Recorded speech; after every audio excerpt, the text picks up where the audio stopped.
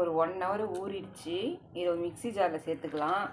கூடயே ஒரு 2 இல்லைனா 3 ஏலக்காய் சேர்த்துக்கிறோம். இது வந்து நல்லா நைஸாக அரைச்சிக்கலாம்.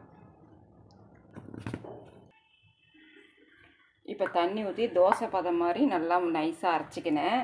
இது வந்து வறுத்துட்டு நீங்கள் ஊற வைக்காமல் பவுடராக கூட நைஸாக பண்ணிக்கலாம், இல்லை தண்ணி ஊற்றி கூட அரைச்சிக்கலாம்.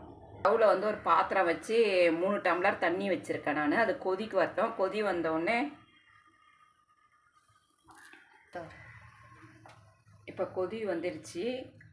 சிம்மில் வச்சுட்டு நம்ம அரைச்சி வச்சுருக்கத்தை வந்து இதில் வந்து கலந்துக்கலாம்.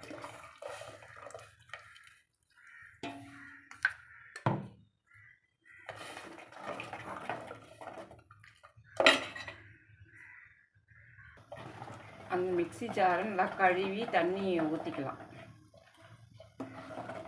கொஞ்சமாக சால்ட் போட்டுக்கலாம், அப்போ தான் இனிப்பு நல்லா எடுக்கும்.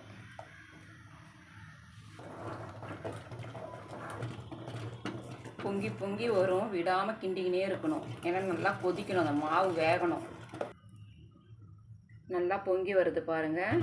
கை விடாமல் 10 நிமிஷம் வந்து இப்படி மீடியம் சிம்மில் வச்சு கிண்டி விட்டுக்கினே இருக்கணும்.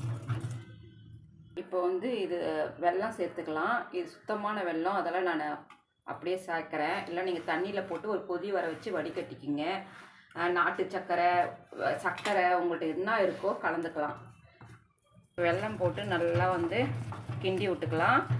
பெரியவங்களாக இருந்தீங்கன்னா வந்துட்டு சர்க்கரை இனிப்பு வேணான்னா வெறும் அந்த உப்பு போட்டோம் இல்லைங்களா, நம்ம அப்படியே கூட தேங்காய் பூ தூவி அப்படியே குடிக்கலாம். இது பசங்களுக்காக நம்ம அப்போ தான் ஸ்வீட்டாக சாப்பிடுவாங்கன்றதுக்காக நான் வெல்லம் போட்டிருக்கேன்.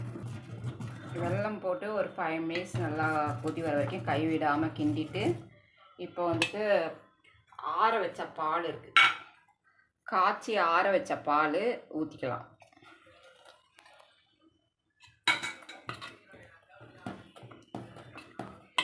தேங்காய் பூ வச்சுக்கிறேன், இது வந்து தூவிக்கலாம்.